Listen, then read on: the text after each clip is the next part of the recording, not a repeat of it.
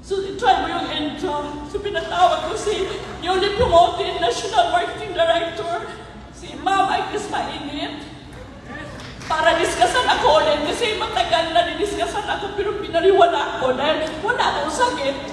Mahal, pero dumaan din ako sa mahal. Sobrang mahal. So, ayun, massively, nag-ano ako sa lahat, tininom ko yung Nutria 7 cup, 21 capsules a day. At isa pang kaibigan ko, tinulungan ako.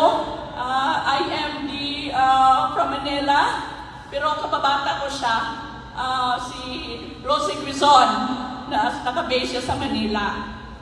Tinulungan din si Ma'am, ganun talaga, 1 bottle a day. So, 2 express kinuha ko. Ininom ko lahat, hindi ako nag-isip ng business kasi gusto kong mabuhay. Yung isang upline, kasi ito si Ma'am Agnes, picture ng picture. Pinadala pala niya doon sa upline niya, sabi niya, naku, mabuhay pa kaya ito? Mukhang malaki ang gagawin pa natin.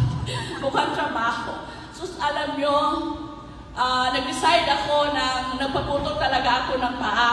Although may nakita talagang kakaiba. Mabuti pa yung lifestyle product, gumana. Yung sa medicine, wala talaga. Yes, so yes? So, yun ang nangyayari. Tapos, bumalik na naman ako sa doktor ko after amputation kasi ang bilis ng galing eh. Kasi palagi ako umiinom pa rin. So, sabi ng doktor, nagulat nung nakita ko kasi nung noon mukha ko parang maano na eh. Yung parang patsuchugi na.